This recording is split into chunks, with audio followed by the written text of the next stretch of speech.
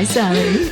Here we are, when Harry met Sally again. We're at the Ballarat International Foto Biennale 2025, and are we excited? We are thrilled. And we have the most wonderful talk about to come up with Penny Stevens. How are you, Pen? Woohoo! Good. I'm tired but good after having a lovely weekend here. How was the gala last night? It was amazing, actually. Yeah, it was really, really good. I think Campbell's energy has been incredible. Infectious throughout the whole of the Biennale. Yeah, absolutely, yeah. Amazing. Did you dress up? Kinda. I got a Did you have sparkles? I got a raw silk shirt dress from the Oppie. Oh, which was quite an Oppie dress. Yeah, it was quite good actually. It worked quite well. Fantastic. You're right though. That we've just had them on, as you saw earlier on, and their energy is it's joyous, infectious, but also really calm, isn't it? Mm-hmm. Yeah, it's beautiful. Yeah, it's been And do you great. think that set the tone for this year? Absolutely. Yeah, really inspiring. It's been incredibly inspiring listening to them. And what yesterday we went to the Palais Theatre, the Regent Theatre, and saw that show that was I've lost my words. The documentary. Thank you, the documentary. Yeah. That was an interesting documentary as well. That really gave us a good background into what they were doing. It was incredible. I had no idea about Campbell's background, so it was absolutely fascinating and also weird because my first time at the Regent Theatre was seeing Storm Boy when I was a little kid with my little Yendon school crew. And we all cried a lot because I don't know that we'd really been to the movies before. And we didn't really know what we were in for. But so you're from Ballarat, Penny? Well, yes and no. Like I feel like I sort of felt like a bit of an outsider because I was here as a kid but at Yendon, not in Ballarat. And then we moved away and then we came back and I did my last 4 years of school here. But that's where I learned about photography. That was here, yeah. What a great segue. I had the most amazing teacher at school called Marg Delahunty Spencer, she's working as a painter and an artist now. And crazily, we had 4 people in our class. Robin Lee, who you would know. Yeah, I used to represent Robin. Yep. Angela Wiley, incredibly talented age photographer, and me. Wow. Yeah, Talented. from one class. Yeah. She was a good teacher. Yeah, absolutely. And so did your love for photography started then? I think we had there was a book in the bookcase of 1950s newspaper photography. It's kind of decade of photos from the UK, and it had like a section on the royals, a section on politics, a section on disasters, and I just used to pore over that and I had no idea. I didn't sort of translate that would mean being a photographer, but I just, we grew up in pretty rural areas on farms, and I think I just saw a world that was not the one that I was living in, that I wanted to explore. Yeah. Isn't that amazing that photography can do that? Just show us the whole world that's out there. Yeah. And then, that's all I wanted to do once I realised I could do photography, which I only discovered photography because I wanted to get out of economics class at school. Oh, I totally get that. Yeah. I totally get that. And so what was the first picture that you took? First picture that I took? Well, I do remember an early one of that. There was a shed in Yendon. Do you remember that, Rick? There was a shed. My brother's here, for people who can't see. Just like an old corrugated iron shed. I took photos of that. Don't really remember what else. Were you working in the darkroom in those days? Yeah, absolutely. And tell us about that. That extraordinary moment when it just appears. Yeah, I'm not so nostalgic about the darkroom, probably because I also worked for a fashion photographer and I had to print lots of headshots and spend way too much time in the darkroom. And then later on when I was working at The Age as well. The darkroom was kind of fun then because it's when all the photographers would come back from their jobs and, we'd sort of, really be able to communicate with each other and really say that's shit or that's amazing. And there was a proper sort of community, which there isn't really now because we're sort of all individually out on the road. So was working for The Age one of your first jobs in photography, or had you worked up through local newspapers or... Yeah. So it's where I wanted to work, but I did a couple of other things and then got a break. James Braund gave me my first break working for, was it called the Southern Cross newspapers? Local newspapers, the Bayside Times, that's what it was. So I did a bit of work for them and then did a little bit of suburban work, but that quickly sort of led to The Age. But my first job at The Age was, because I'd been hassling them for ages by then, wanting to get work. And so when was this? When was this? Mid-90s? Yeah. Yeah. My first job at The Age was to get the rolls of film from downstairs that had been brought back from the footy, from the couriers, and put them through the machines so the editors could look at them. Yeah. And then that led to me sort of, saying, oh, that looks like a good one. And then one day someone was sick, so I had to go and do the lawn bowls. Oh, wow. Wow. And that was the beginning. That's the start. It all started with lawn bowls. It really did. I was so excited. Oh, that's great. Yeah, to get a photo in the paper. It was amazing. And so I guess, you've been working for The Age for a few decades now. Yeah. What have you seen change over that time? Everything. Everything, yeah, exactly. Everything. Is there something that really sort of stands out that you sort of think has really kind of been fundamentally that's changed? Or it's just, there's number just of so photographers much. would be one. For one, yeah, definitely.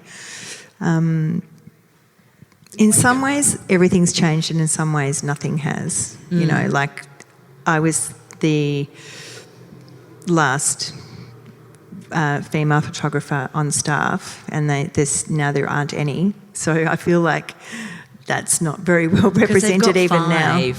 Yeah, left. They're all male. Yeah. Wow. Look at the camera. Like that. Oh. Really? That's interesting. It is interesting, yeah. But also I was thinking this morning, my editor, Lee Henningham at The Age, was really incredible in allowing me to still be a news photographer, because I was the first news photographer to be able to have children and still be a news photographer, because everyone else was forced to go off and do features and other things. So that was wonderful. That was great support. Yeah, that's really fantastic. And that's always where your passion was, to be in news. Not to begin with, but I think that's where I gravitated. Yeah. Are there any sort of stories, or is there anything that really sort of stands out that's really been like a moment that you were just really proud to be there, or scared to be there? Oh, so many. I mean, I used to say, I do. When people ask what do you do, I would say kind of everything, but I won't go to a war zone. And then I went to a war zone. Oh, did you? That just came up on the screen then. Yeah. Yes. Can you talk about that? Are you happy to talk about that? Yeah, it was amazing, and luckily for me nothing happened. I was safe. I felt incredibly safe with the ADF looking after me. I was embedded, so, most photojournalists would say that that's not really going to a war zone because you're sort of, under their umbrella. Can you explain what embedded means? Embedded means you're almost army staff while you're there. But I was I said yes straight away, and then I cried for a week. And I remember my dad saying, you should give it a go. And my husband said, you know what, it's a really bad look. If the ADF lose a photographer, then it won't look good if a media person gets killed. So I think you'll be okay. Great. Go forth. And which war zone was it? Oh, Afghanistan in 2011. Right. And, luckily for me, anything could have happened at any time, but it didn't. Yeah. So, you're walking in the footsteps of the soldier in front of you so you don't step on IEDs. Wow. And all the things. But that was pretty incredible. Yeah. And so how long were you there for? I was away for a month, but just in Afghanistan for a couple of weeks. Yeah. And the shooting that you were doing there, was it of the soldiers and their stories, or was it of what was going on in the conflict? Well, at the time, the ADF's role was to support the ANA, the Afghan National Army. So it was supposed to be they were supposed to be leading them and helping them out. But an Afghan soldier had just shot some Australians. So there was a lot of tension, and we told that story while we were there, amongst other stories. And when you talk about we, who else was with you? Dan Oakes was the journo who I was with. Okay. Yeah, And so you work together. Do you make a decision before you go out that day, or it just happens and you come back and he writes it? How do you work? We talk a lot about collaboration with what we're doing here. I mean, look, that's something that has changed a lot. We really don't go out with journalists much anymore. We used to a lot, and I think we all miss that. Like there were times when, working for the Sunday Age, they just said, go to Beechworth for a week and find some stories, and you just head off and, talk to people and take pictures, which was amazing. And that doesn't really happen so much now. But, I mean, where I'm at now, I'm trying to do that myself, like go out, and I'm sort of going back around to that, where I'm trying to go out and do my own stories. Well, when I think of you and your work, I think it's all connecting with people. And I think, you make a lot of portraiture, and it's all about the stories of the people that you meet and the towns that you go to. Is that something that you think is, integral to your practice, or what would you say absolutely. is? Absolutely. And really, I'm probably happiest when I walk into a stranger's home and get to take their photo, and it's such an intimate thing, being allowed into someone's home and, or their bedroom. Like, so often I'll take photos in people's bedrooms, and I may have only just met them. Yeah.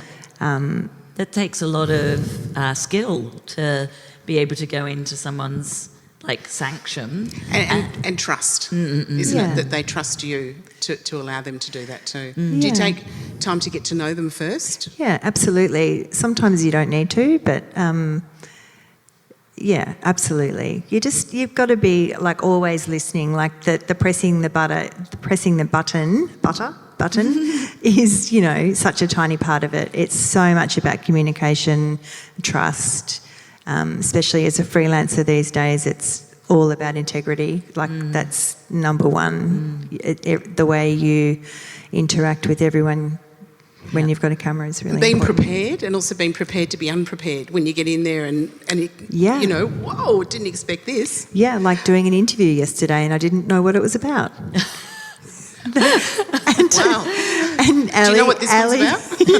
Ali from the Biennale said, you just really do wing it, don't you? You're just winging it. And I went, yep, that's what you have to do during this job. I'd like to go back a little bit to something that you said before, that's what's different now in PJ, is that you're not going out with writers. Why do you think that is? Is it a money thing? Yeah, there's just so few journos. I'm finding younger journos, or there's so few of them, that they really are tied to their desks and they don't go out so much to and jobs. Is that them, or is that the organisation that's making that happen?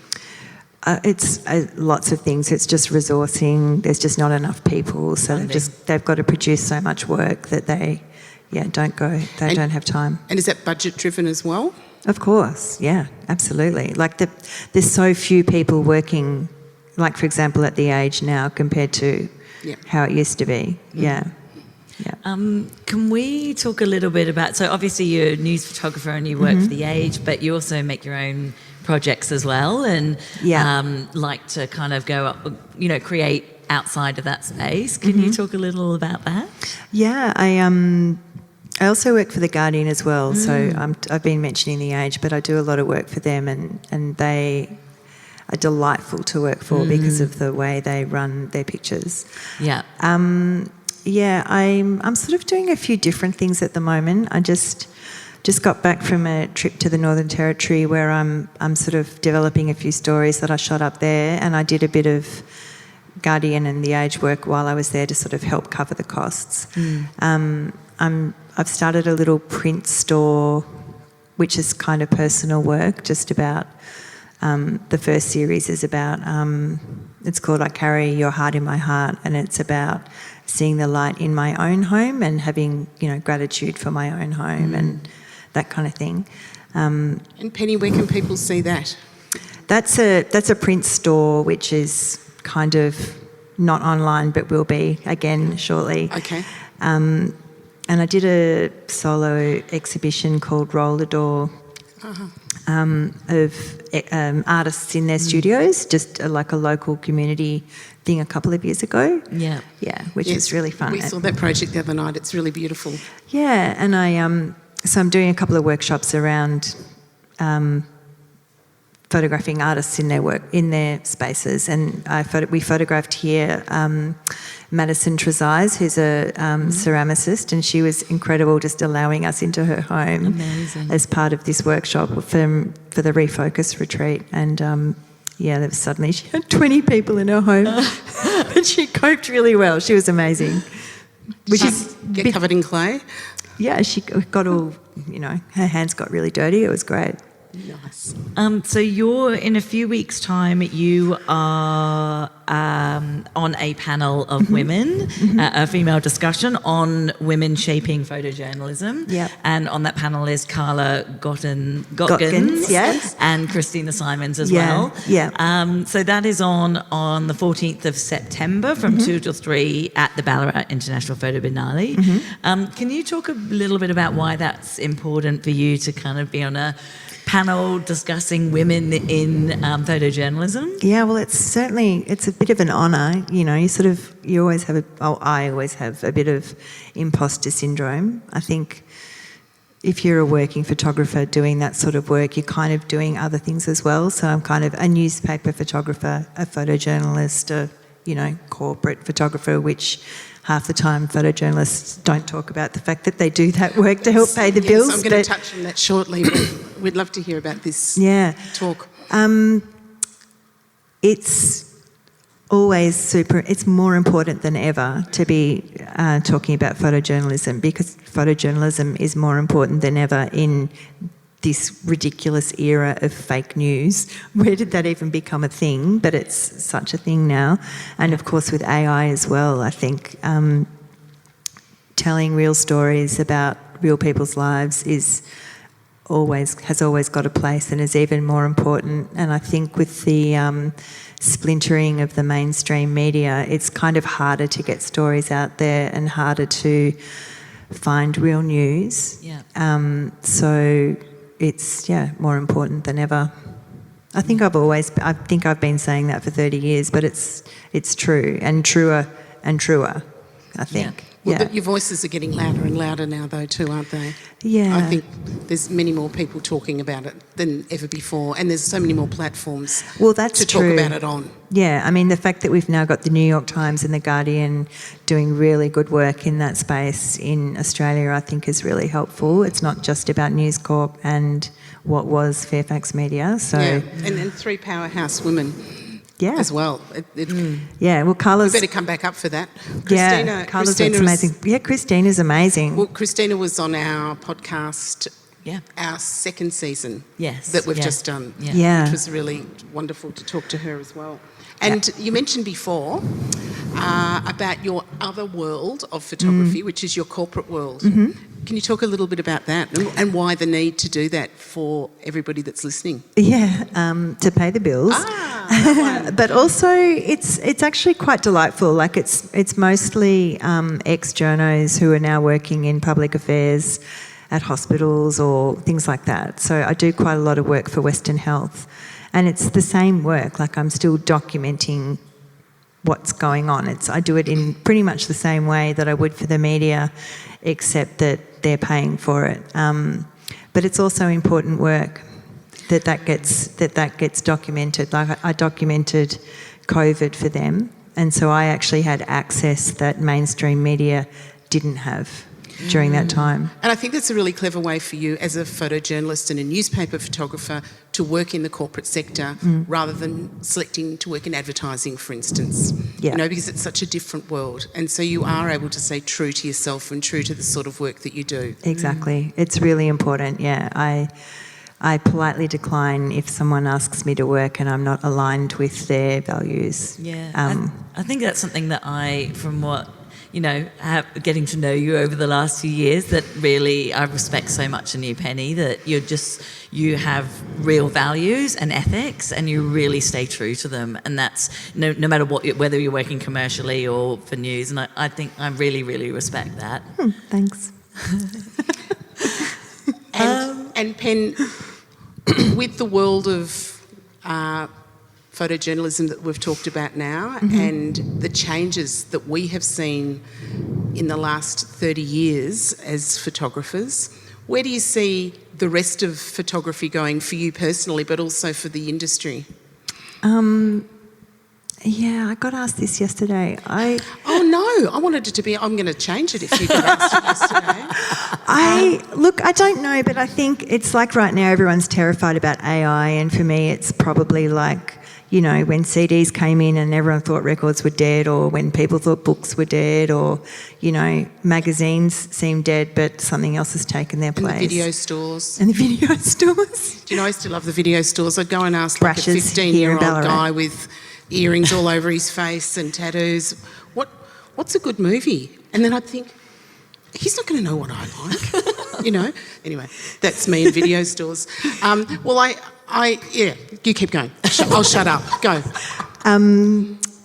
Yeah, I feel like we're all terrified of AI, but I already use, for some of my corporate work, I use some software which is absolutely life-saving. It's really time-saving and fantastic. So, yeah. Using it for good, not for evil. Using it for good, not for evil. And so one of the questions that we like to ask too is, what else do you like to do apart from, when you're not taking photographs, Pen? What's your thing? Hang out with my family. Yeah. Hello, family. Can we talk about family for a second? Yeah. Our family? Oh, yeah. We just discovered we're distant cousins. We're cousins. By marriage. By marriage, but we'll take it. How Won't we, weird. Sal? Yeah. We'll take it, yeah. Absolutely. Do you have any other pursuits that you do? Yeah. Like, what do you do? I like walking with my dog, yoga, hanging out with friends, travelling when Pina I can. coladas?